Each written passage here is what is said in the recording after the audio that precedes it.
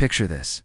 It's 2026, and a massive earthquake strikes the heart of South America. Hospitals collapse, roads are severed, and entire communities are cut off from aid. But instead of a fragmented response from individual nations scrambling with their limited resources, imagine a coordinated regional effort. Brazilian logistics experts working seamlessly with Bolivian and Argentine medical teams. Uruguayan communication specialists coordinating with Paraguayan rescue units. This isn't just a dream. It's what MERCOSUR could achieve with a proper defense strategy. Welcome to a deep dive into one of South America's most overlooked challenges. Why? After more than 3 decades of economic integration, MERCOSUR still lacks a coherent defense strategy. In this comprehensive analysis, we'll journey through the shadows of military dictatorships that shape the region's reluctance to discuss defense, examine the failed attempts at military cooperation, and explore why current geopolitical tensions make this conversation more urgent than ever. We'll also look at practical solutions and lessons from other regions that successfully built defense partnerships. To understand why MERCOSUR has remained silent on defense for over 30 years, we need to travel back to 1991, when Argentina, Brazil, Paraguay, and Uruguay signed the Treaty of Asunción, creating MERCOSUR. The wounds of military dictatorship were still fresh across the region. Let's put this in perspective. Between the 1960s and 1980s, civic military dictatorships in Argentina, Bolivia, Brazil, Chile, Paraguay, and Uruguay operated under the U.S.-sponsored national security doctrine. The scars ran deep. Brazil endured military rule from 1964 to 1985. Argentina's military junta ruled from 1976 to 1983, marked by the infamous Dirty War, where an estimated 30,000 people were disappeared or killed. Uruguay's civic military dictatorship lasted from 1973 to 1985, while Paraguay suffered the longest period under Alfredo Stroessner from 1954 to 1989. But perhaps the most chilling chapter was Operation Condor. In November 1975, representatives of military regimes from Argentina, Bolivia, Chile, Paraguay, and Uruguay gathered in Santiago, Chile, establishing the so-called Condor system. Between 1976 and 1978, this extrajudicial campaign of violent repression was waged by South American dictatorships against political dissidents and exiles. This wasn't just domestic repression, it was transnational state terrorism. The operation involved coordinated efforts between military intelligence services across borders, with Brazil signing the agreement after the initial founding members. Documents declassified years later revealed that Operation Condor was responsible for thousands of disappearances across international borders. Thousands disappeared, families were torn apart, and an entire generation grew up fearing the very institutions meant to protect them. When democracy finally returned to these nations, the collective trauma created what experts call a culture of silence around military matters. Academic literature confirms that nascent democracies, especially those emerging from military rule, tend to prioritize economic stabilization over any form of military cooperation. It's almost an instinctive survival mechanism. So when MERCOSUR was born, defense wasn't just overlooked, it was actively avoided. The founding fathers of the bloc deliberately concentrated all their political energy on economics. Trade tariffs, commercial agreements, economic integration. These were safe topics that wouldn't awaken the ghosts of the past. MERCOSUR's founding philosophy was simple. Focus on what unites us economically. Avoid what divided us politically and militarily. The Southern Common Market was established by the Treaty of Asunción in 1991 and Protocol of Ouro in 1994, with Argentina, Brazil, Paraguay, and Uruguay as full members, later joined by Venezuela and Bolivia. This approach initially seemed brilliant. Why? Because economic cooperation offered tangible, measurable results. When businesses could trade more freely across borders, when tariffs decreased, when joint infrastructure projects connected previously isolated regions, these were victories you could quantify, celebrate, and use to justify the integration process to skeptical populations. The numbers tell the story. During MERCOSUR's first decade, intrabloc trade increased dramatically from $4.1 billion in 1991 to $20.4 billion in 2000. The bloc expanded its reach, signing agreements with other regional organizations and individual countries. In its first decade, MERCOSUR inked economic cooperation agreements with Bolivia, Chile, and Peru, and in 2004, it signed a preferential trade agreement with India. But here's the crucial point that defense advocates have been making for years. Economic integration without security cooperation is like building a house without a foundation. You can construct beautiful walls, install elegant fixtures, and paint everything perfectly. But when the storms come, when unexpected crises hit, the entire structure becomes vulnerable. We've seen this pattern repeatedly. During economic crises, countries retreat into protectionism. During political upheavals, cooperation agreements get suspended. During natural disasters, each nation scrambles to protect its own territory first, often duplicating efforts and wasting precious resources that could be coordinated regionally. The tragedy is that while MERCOSUR was perfecting its trade mechanisms, the region missed countless opportunities to build the soft infrastructure of cooperation that could have made the bloc more resilient, more responsive, and ultimately more successful in achieving its economic goals. By 2008, there was finally hope. The Union of South American Nations, UNASUR, created something MERCOSUR had never dared to attempt: a South American Defense Council, CDS. For a brief shining moment, it seemed like the region had overcome its historical reluctance to cooperate on security matters. The timing seemed perfect. Progressive governments across the region, led by figures like Luiz Inácio Lula da Silva in Brazil, Nestor Kirchner in Argentina, Hugo Chavez in Venezuela, and Evo Morales in Bolivia, shared a vision of South American autonomy and regional cooperation.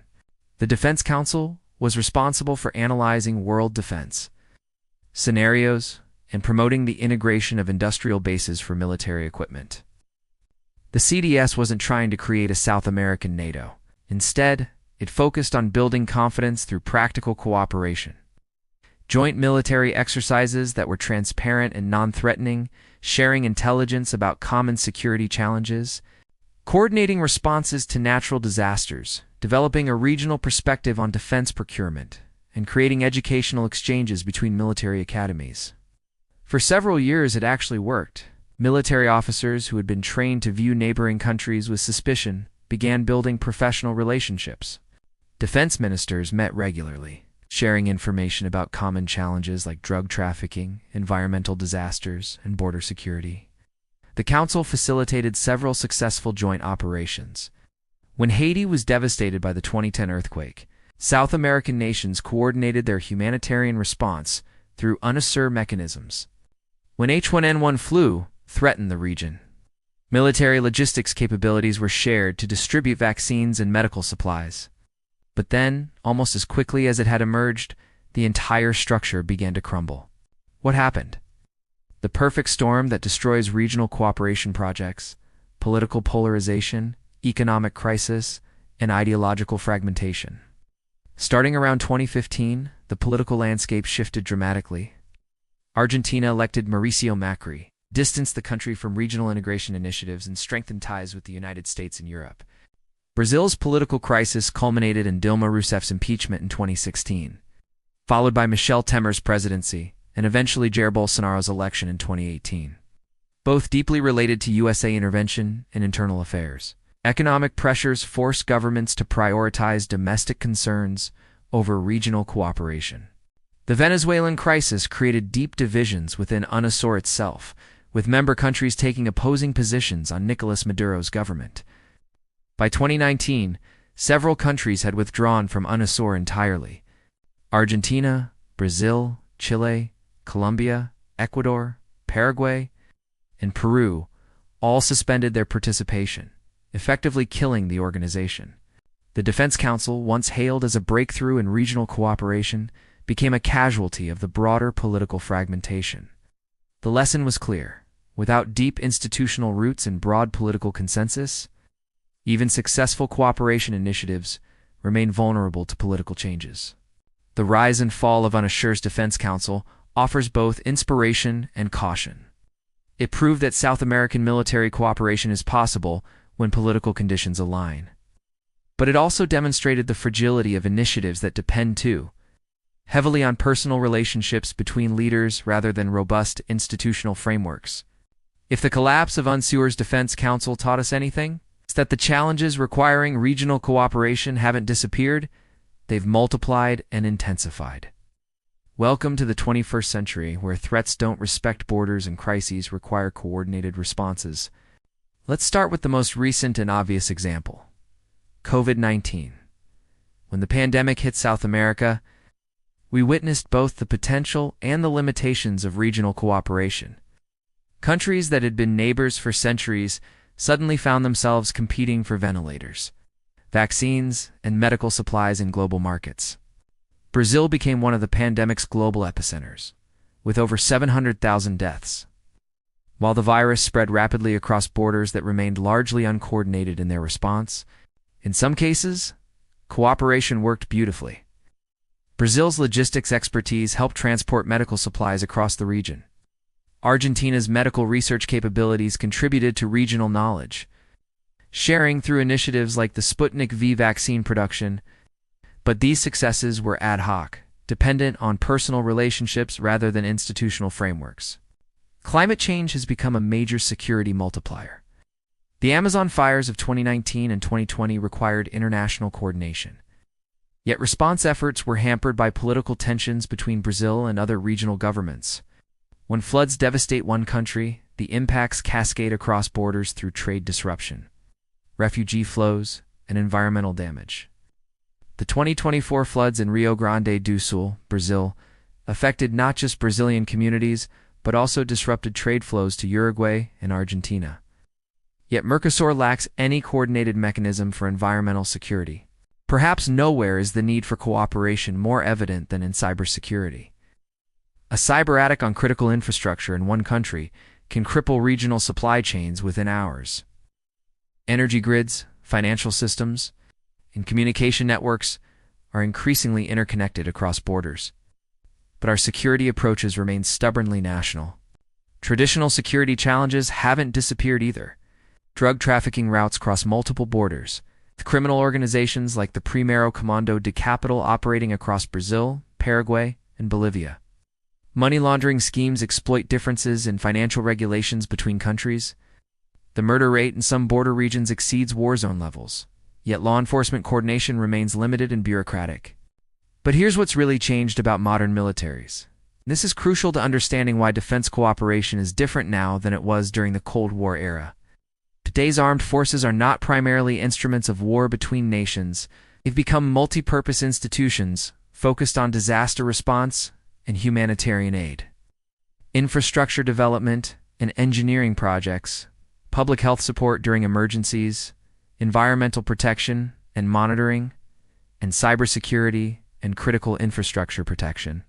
During the pandemic, we saw military field hospitals treating civilians, military logistics distributing vaccines to remote communities, and military engineers building emergency medical facilities.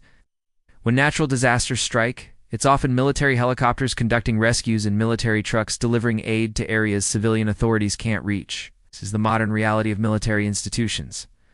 The strategic environment has also shifted dramatically. Great power competition between the United States and China is playing out in South America through trade agreements, infrastructure investments, and technology partnerships. China has become the largest trading partner for most South American countries. While the United States maintains significant military and security interventions, European influence remains strong through development aid and commercial relationships. Russia has been increasing its engagement with the region through arms sales and energy partnerships. In this complex geopolitical environment, South American nations face a choice. They can continue to navigate these pressures individually, potentially being played off against each other, or they can develop a coordinated regional approach that maximizes their collective bargaining power and preserves their strategic autonomy. Now we reach perhaps the most challenging aspect of contemporary South American integration, the current political reality that makes defense cooperation seem almost impossible. The region is more politically fragmented today than it has been in decades. Argentina, under President Javier Milei, represents perhaps the starkest example of this fragmentation. Since taking office in December 2023, the current Argentine government has adopted what many analysts describe as an almost automatic alignment with the United States. Milei has repeatedly praised American foreign policy, criticized China and Russia, and distanced Argentina from regional integration initiatives. This isn't just a matter of diplomatic preference.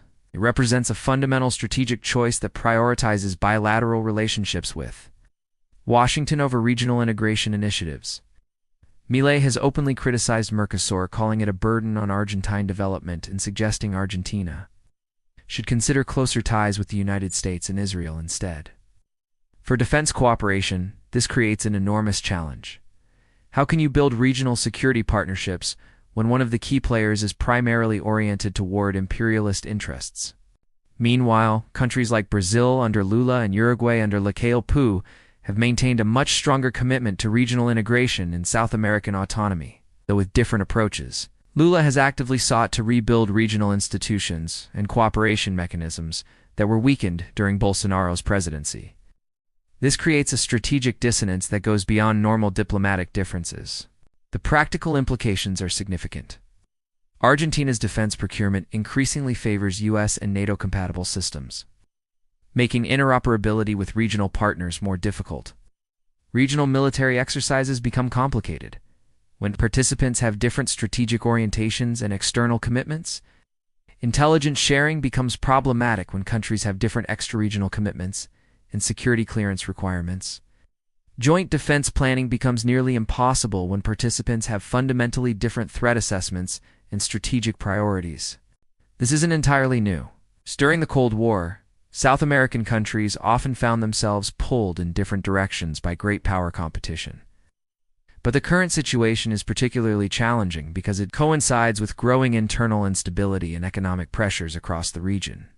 Every South American government faces enormous domestic pressures. Inflation that has reached over 100% annually in Argentina.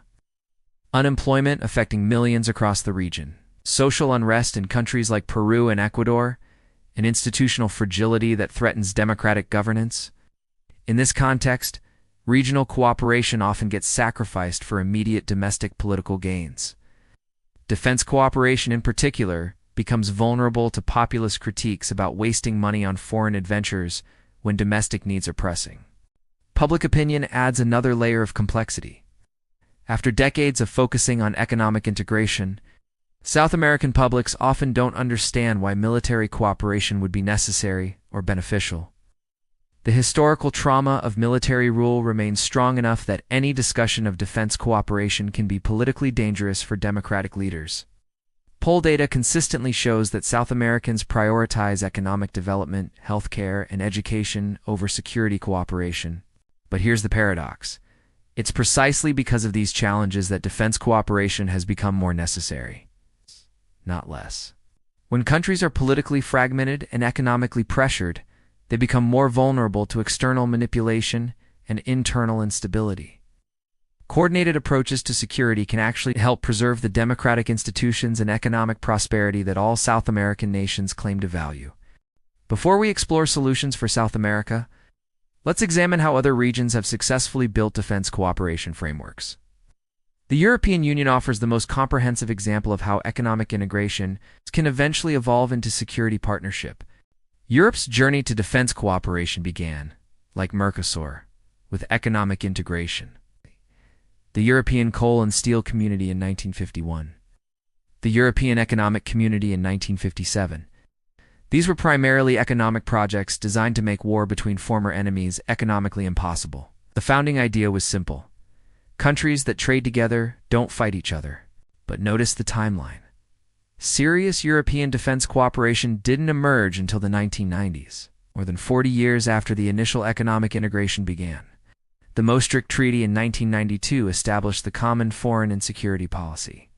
The Common Security and Defense Policy wasn't formally established until 1999, and it took another decade before it became truly operational. Crucially, European defense cooperation developed alongside, not in opposition to, existing security arrangements. NATO provided the hard security guarantee against alleged existential threats. While EU defense cooperation focused on crisis management, humanitarian intervention, and peacekeeping operations. This division of labor prevented institutional competition and allowed both organizations to develop their comparative advantages. Today, the European Defence Fund, established in 2021, provides over €8 billion for joint defense research and development projects. What can South America learn from this experience? Several key principles emerge. First, gradual development. Defense cooperation doesn't happen overnight. It requires decades of confidence building and institutional development. The Europeans started with coal and steel in 1951 and didn't achieve meaningful defense cooperation until the early 2000s. Second, civilian control.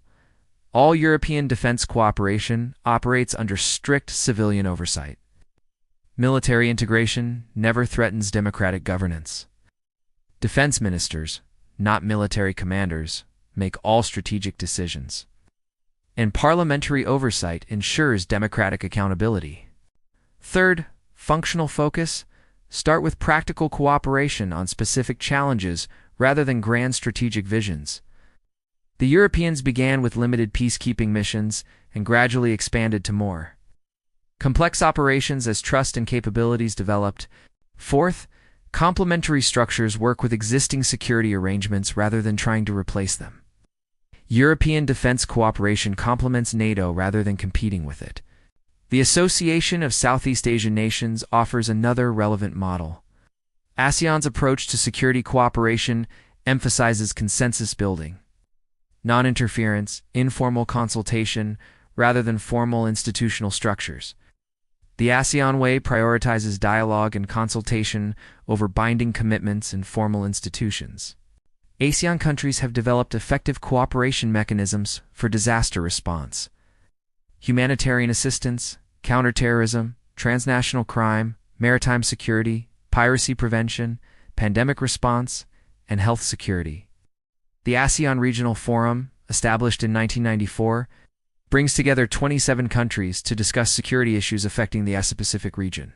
The key difference between European and ASEAN approaches is institutionalization. Europe built formal institutions with binding commitments and significant budgets. ASEAN relies more on informal networks, voluntary cooperation, and consensus-based decision-making. Both approaches have succeeded in their respective contexts because they match the political culture and historical experience of their regions. For South America, the lesson might be that successful defense cooperation requires matching the institutional approach to the political culture and historical experience of the region. Europe's highly institutionalized approach might be less suitable for South America than ASEAN's more flexible, consensus-based model. South American countries have traditionally been skeptical of supranational institutions and have preferred intergovernmental cooperation that preserves national sovereignty. Now that we understand the challenges and have examined successful models from other regions, let's explore what practical defense cooperation could look like within MERCOSUR. This isn't about creating a South American army or surrendering sovereignty. It's about smart cooperation that makes every country stronger and more secure. Let's start with disaster response, the least controversial and most immediately beneficial area for cooperation. South America faces regular natural disasters, earthquakes along the Pacific Ring of Fire, floods in the Rio de la Plata Basin, hurricanes in the Caribbean, volcanic eruptions in the Andes, and droughts that affect agricultural production across the region. Imagine a coordinated regional disaster response system with pre-positioned emergency supplies in strategic locations across the region. Joint training programs for rescue teams and medical personnel, shared early warning systems that work across borders, standardized communication protocols for emergency responders, and joint air transport capabilities to deliver aid quickly to affected areas. When a major earthquake hits Santiago, Brazilian transport aircraft could be delivering emergency medical supplies within hours, while Argentine search and rescue teams deploy from pre-trained bases. When floods devastate southern Brazil, Uruguayan and Paraguayan emergency responders could integrate seamlessly with local efforts because they've trained together and use compatible equipment. This isn't fantasy. Similar systems already exist in other regions and have saved thousands of lives. Cybersecurity represents another area where cooperation offers clear benefits without threatening sovereignty. Cyber threats are inherently transnational. A cyber attack on Argentina's power grid could disrupt trade with Brazil within minutes. Criminal hackers don't respect borders, and state-sponsored cyber warfare can target multiple countries simultaneously. Regional cybersecurity cooperation could include shared threat intelligence and early warning systems, joint cyber incident response teams, coordinated protection of critical infrastructure, common standards for government and financial cybersecurity, and joint training programs for cybersecurity professionals. Estonia, which suffered a massive cyber attack in 2007, has become a leader in developing such cooperation mechanisms within NATO and the EU. MERCOSUR countries share thousands of kilometers of borders and extensive coastlines. Criminal organizations exploit the gaps between national security systems, moving drugs, weapons, and people across borders faster than law enforcement can respond.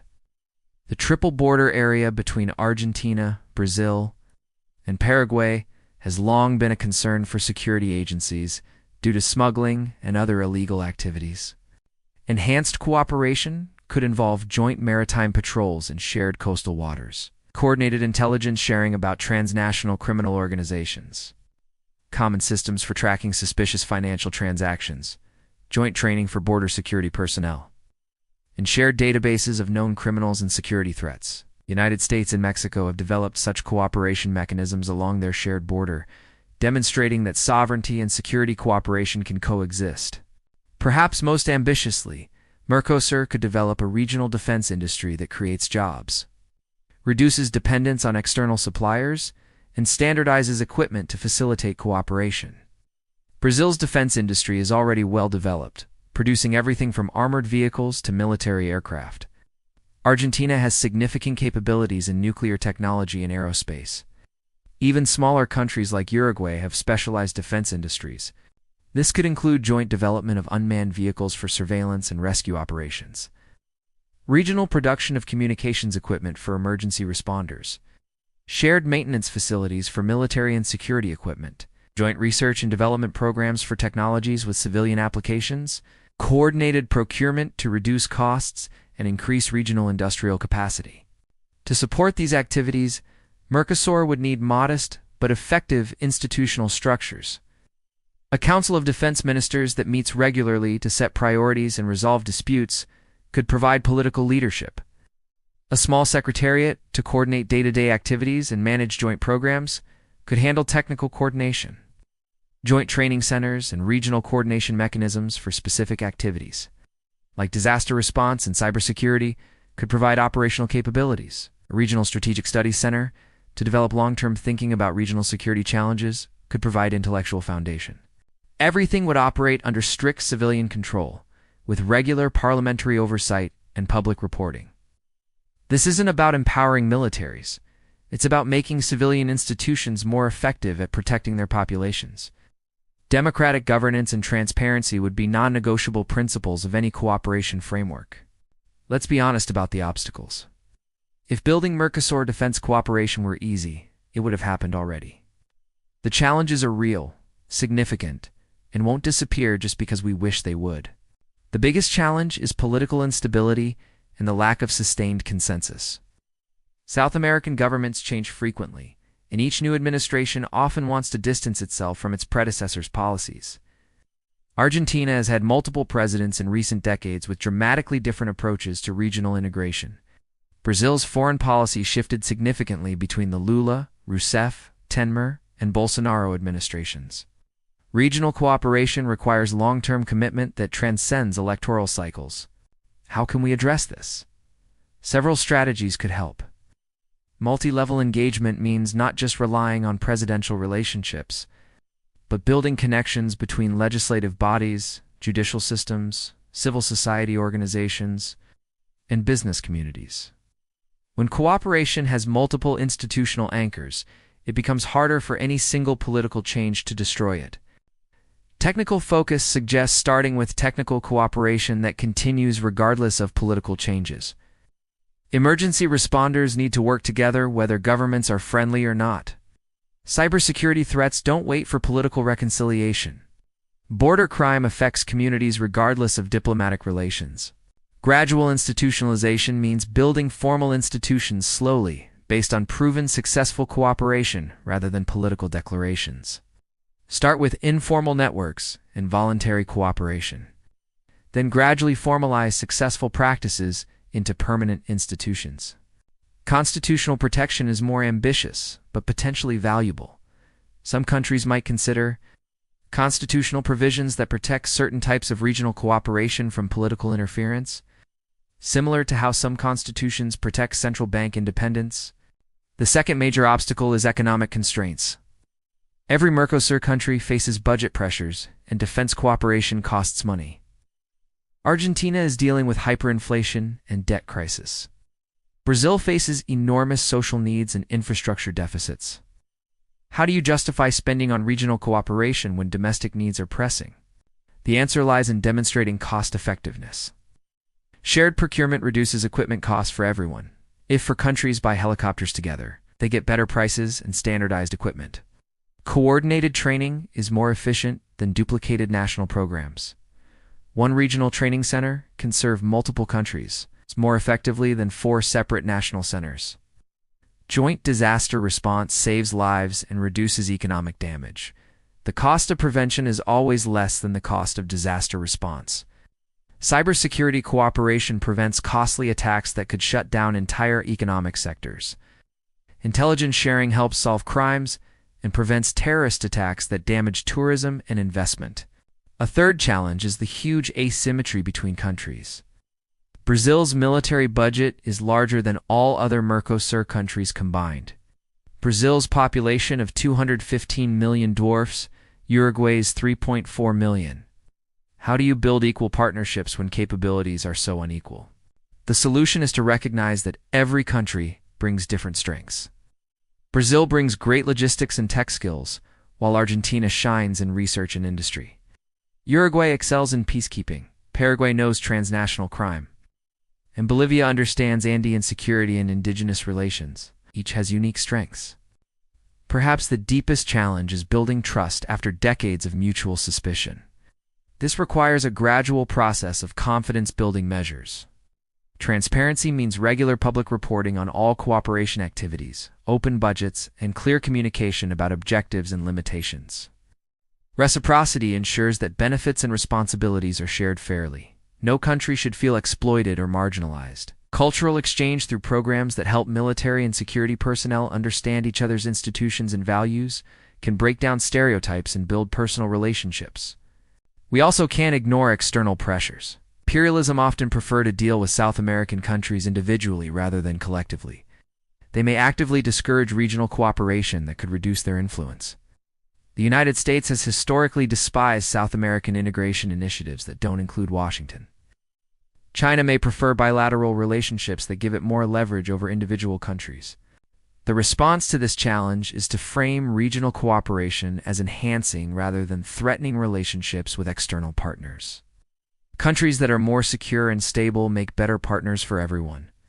Regional cooperation can actually increase South America's value as a partner for external powers by making the region more predictable and capable. Finally, there's the challenge of public opinion and historical memory. Many South Americans remain suspicious of military cooperation because of their country's authoritarian past. Any discussion of defense cooperation triggers memories of military rule, foreign intervention, and lost sovereignty. Addressing this requires transparent communication about what cooperation involves and what it doesn't. Strong civilian oversight and democratic control. Focus on humanitarian and civilian benefits rather than military capabilities. An education about how modern defense cooperation differs from Cold War military alliances. The key is to demonstrate that regional cooperation actually strengthens democracy and civilian control rather than threatening it.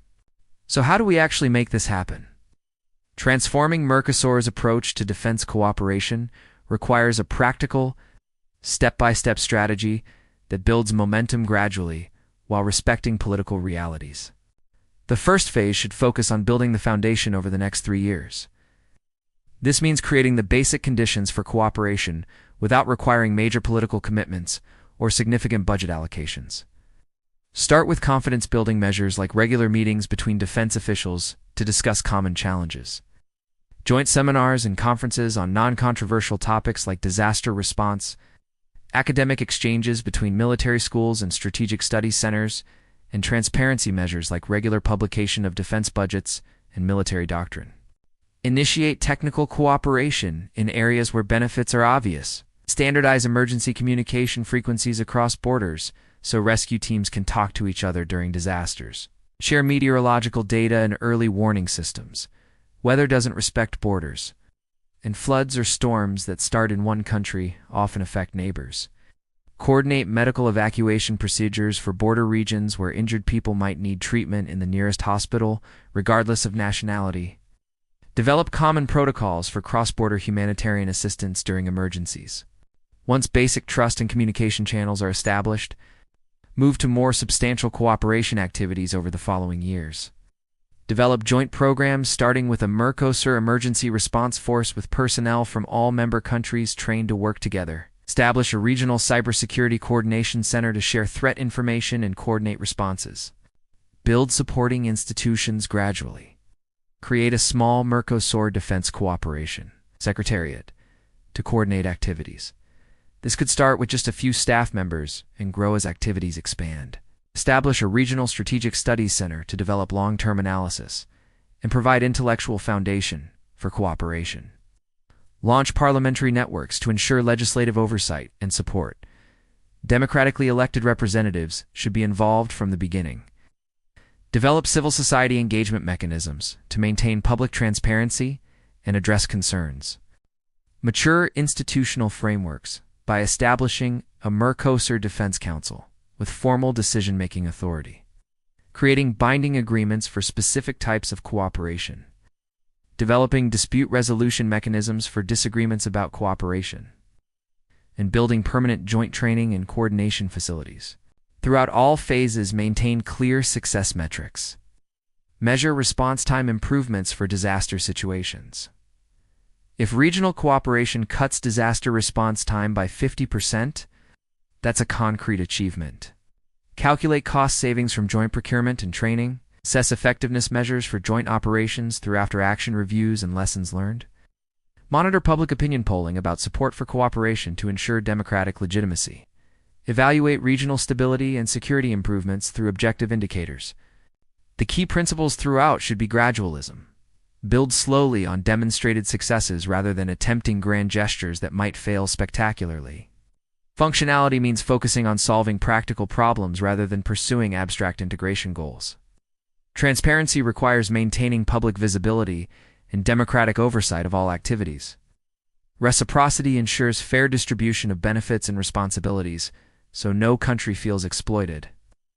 Flexibility allows for different levels and types of participation based on national capabilities and priorities. As we reach the end of this comprehensive analysis, let's step back and consider what's really at stake. This isn't just about military cooperation or defense policy. It's about the kind of region South America will become in the 21st century. We live in an increasingly interconnected but fragmented world. Global challenges, from pandemics to climate change to cybersecurity threats, require coordinated responses that no single nation can provide alone. At the same time, great power competition is intensifying, with the United States, China, Russia, and European nations all seeking to expand their influence in what they see as strategic regions. South America sits at the center of this dynamic.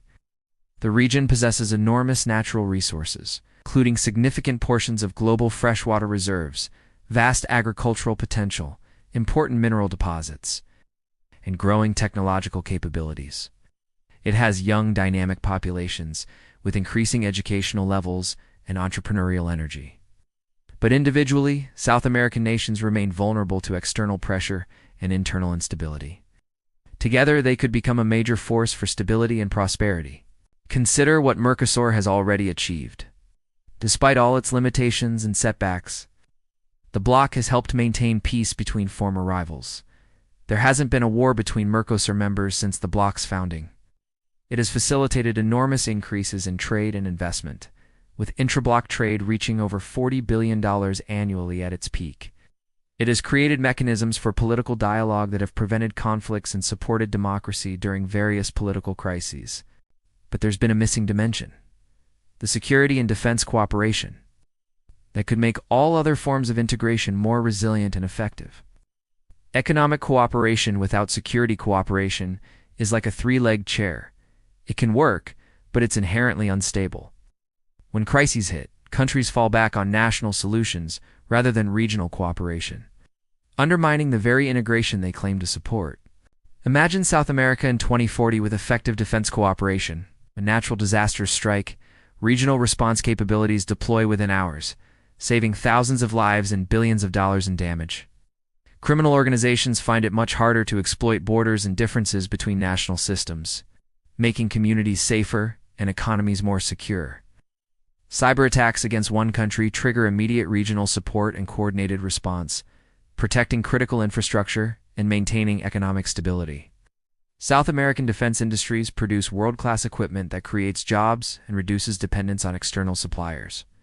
While building technological capabilities, the region speaks with one voice on global security issues, increasing its influence in international organizations and making it a more attractive partner for other regions. This vision is ambitious, but achievable. It doesn't require South American countries to give up sovereignty or merge their militaries. It simply requires them to work together more effectively on challenges they all face. Every successful example of regional integration, from Europe to Southeast Asia, has eventually included security cooperation as a key component. If this analysis helped to clarify the question, don't forget to like the video and subscribe the channel to keep thinking the world how it really is.